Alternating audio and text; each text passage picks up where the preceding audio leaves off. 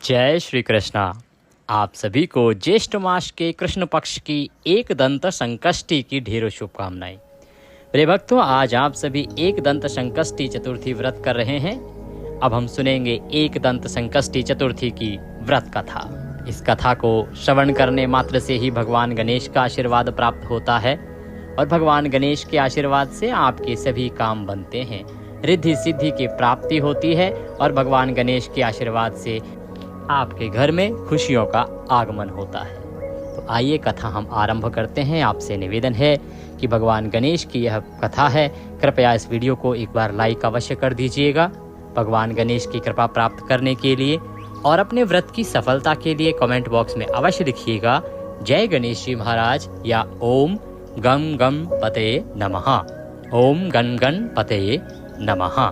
आप देख रहे हैं देवभूमि ज्योतिष संस्थान का प्रतिष्ठित YouTube चैनल देवभूमि धार्मिक। यहाँ पर हम जो जानकारी देते हैं वह ज्योतिष शास्त्र, पुराण और पंचांग पर आधारित होती है। जो कथाएं आपको सुनाते हैं वो वही कथाएं होती हैं जो पुराणों में किसी भी व्रत के लिए लिखी होती हैं। और कौन सा व्रत कब करना है, कैसे करना है, क्या विधि है, क्या मुहूर्त है, यह जानकारी आपको ज्योतिष शास्त्र और पंचांग के अनुसार प्रदान की जाती है। तो सभी व्रत त्योहारों की सही कथाएं सुनने के लिए और सही जानकारी प्राप्त करने के लिए चैनल को अवश्य ही सब्सक्राइब कीजिएगा। सब्सक्राइब करने के साथ ही बेल आइकन को अवश्य दबाइएगा। जो एक बेल का निशान बना हुआ आएगा, जब आप सब्सक्राइब करते हैं तो वहाँ पे एक घंटी का निशान बना हुआ आता है, उसको अवश्य दबाइएगा, तभी आपको हमारे सारे वीडियोस प्राप्त होंगे, अन्यथा आपसे जानकारी छूटती जाएगी। आइए आरंभ करते हैं आज की इस संकष्टी चतुर्थी की व्रत कथा। एक बार माता पार्वती ने संकष्टी चतुर्थी के उपलक्ष्य में पूछा कि हे गणेश, ज्येष्ठ मास के कृष्ण पक्ष की संकष्टी चतुर्थी का क्या नाम है? इस पर कौन से गणेश जी के स्वरूप का पूजन होता है? क्या इसकी विधि है? क्या इसके नियम हैं? मैं इसे सुनना चाहती हूँ, कृपया मुझे सुनाएं। भगवान गणेश हाथ जोड़कर बोले, हे माँ, मैं अवश्य सुनाता हूँ। ज्येष्ठ मास के कृष्ण पक्ष की संकष्टी चतुर्थी का नाम है एक दंत संकष्टी चतुर्थी। यह चतुर्थी सौभाग्य एवं पति का सुख प्रदान करने वाली है, संतान की लंबी आयु करने वाली है, पति की आयु लंबी करने वाली है। इस चतुर्थी के अवसर पर पूर्ण भक्ति भाव से एक दंत नामक गणेश जी की पूजा अर्चना करनी चाहिए।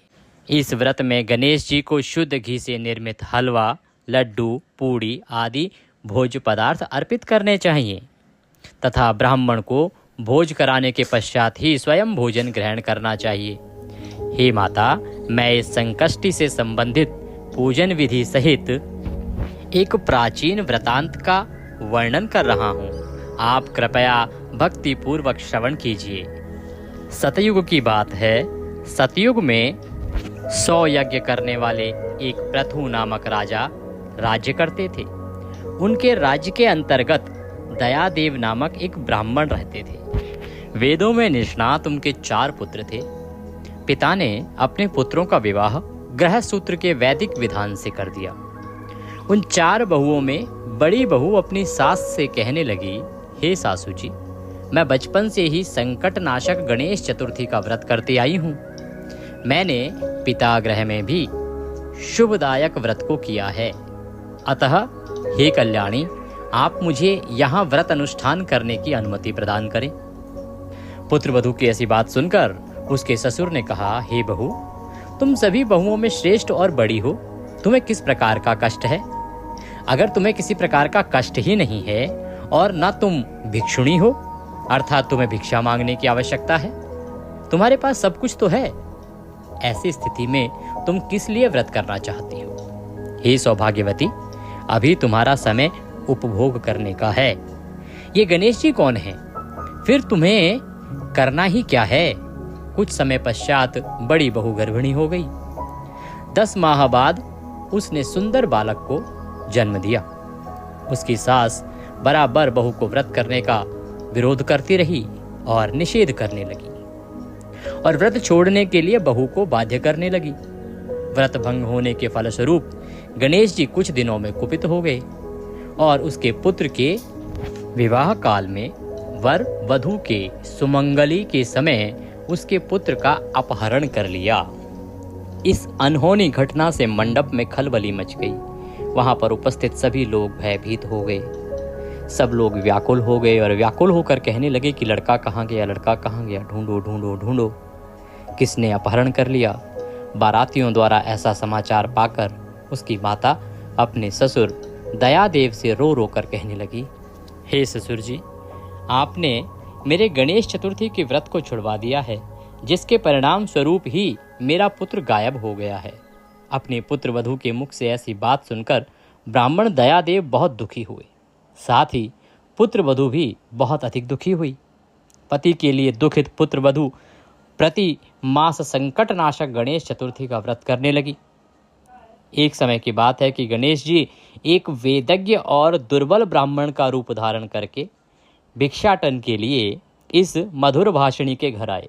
ब्राह्मण ने कहा कि हे बेटी, मुझे भिक्षा स्वरूप इतना भोजन दो कि मेरी क्षुधा शांत हो जाए।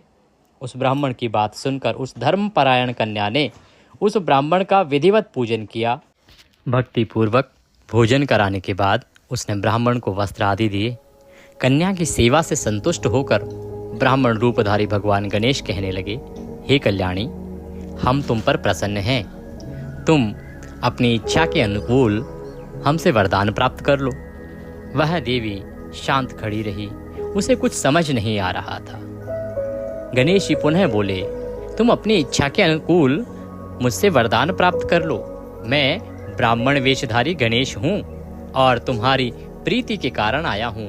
तुम जो मेरा भक्ति भाव से पूजन करती हो, व्रत करती हो, मैं उससे अति प्रसन्न हूँ। इसलिए हे कल्याणी, मुझसे वरदान प्राप्त करो। ब्राह्मण की बात सुनकर कन्या हाथ जोड़कर उनके चरणों में गिर पड़ी और निवेदन करने लगी, हे विघ्नहर्ता, यदि आप प्रसन्न हैं तो मुझे मेरे पति के दर्शन करा दीजिए। कन्या की बात सुनकर गणेश जी ने उससे कहा कि हे सुंदर विचार वाली, जो तुम चाहती हो वही होगा। तुम्हारा पति शीघ्र ही आएगा। कन्या को इस प्रकार का वरदान देकर गणेश जी वहीं अंतर्ध्यान हो गए। कुछ समय के बाद उसका पति घर वापस आ गया। सभी बहुत प्रसन्न हुए। विधि अनुसार विवाह कार्य संपन्न किया। उसकी माता कहने लगी कि ये गणेश जी की कृपा का परिणाम है कि मुझे मेरा खोया हुआ पुत्र पुनः वापस प्राप्त हुआ है। तदुपरांत माता ने पुत्र को नाना प्रकार के नवीन वस्त्र आभूषणों से अलंकृत किया। दयादेव कृतज्ञ होकर सोम शर्मा को प्रणाम करते हुए बोले, हे ब्राह्मण देव, आपके अनुग्रह से मुझे मेरा अपहरित पुत्र प्राप्त हुआ है। आपने हमारे कुटुंब पर अति अनुकंपा की है। तदंतर उन्होंने सोम शर्मा को उत्तम भोजन कराकर वस्त्र आदि प्रदान किया तथा गौदान किया। तदोपरांत पुनः मंडप निर्मित करके पूर्ण विधि विधान से विवाह संस्कार संपन्न किया गया। इस घटना से समस्त नगरवासियों में प्रसन्नता व्याप्त हो गई। वह सौभाग्यशालिनी कन्या भी अपने पति को प्राप्त करके अत्यधिक प्रसन्न हुई। ज्येष्ठ मास कृष्ण पक्ष की चतुर्थी प्राणियों की समस्त मनोकामनाओं की पूर्ति करती है। इस पावन अवसर पर समस्त नर नारियों को गणेश जी का पूजन अर्चन व्रत करना चाहिए। हे माते, जो भी व्यक्ति पूर्ण विधि के साथ श्रद्धा पूर्वक इस व्रत एवं पूजन को करता है, उसके समस्त मनोरथ सिद्ध होते हैं। भगवान श्री कृष्ण कहते हैं कि हे धर्मराज युधिष्ठिर, भगवान गणेश जी के इस पुण्यशाली व्रत का यही महत्व है।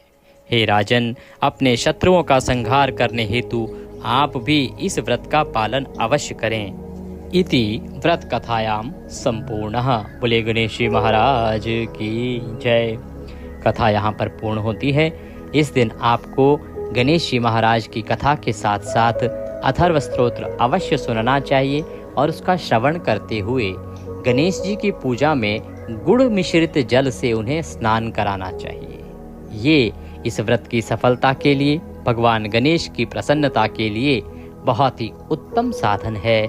इसका आपको अवश्य प्रयोग करना चाहिए। अथर्व शीर्ष हमने अपने चैनल पर अपलोड किया है, वहां से आप सुन सकते हैं। इस प्रकार से पहले गणेश जी का पूजन करना चाहिए। पूजन आप प्रातः काल कर सकते हैं, कथा श्रवण प्रातः काल कर सकते हैं। सायंकाल को चंद्रमा जब उदित होगा तो चंद्रमा को अर्घ देने से पहले उनका पूजन कीजिए, चंद्रमा को अर्घ दीजिएगा।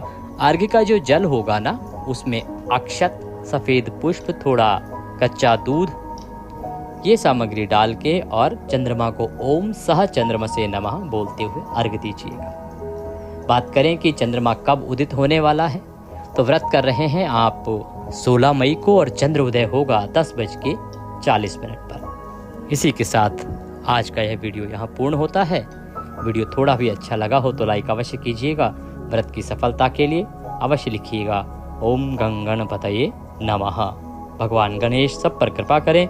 चैनल पर नए हैं तो सब्सक्राइब करते जाइएगा। हरे कृष्ण।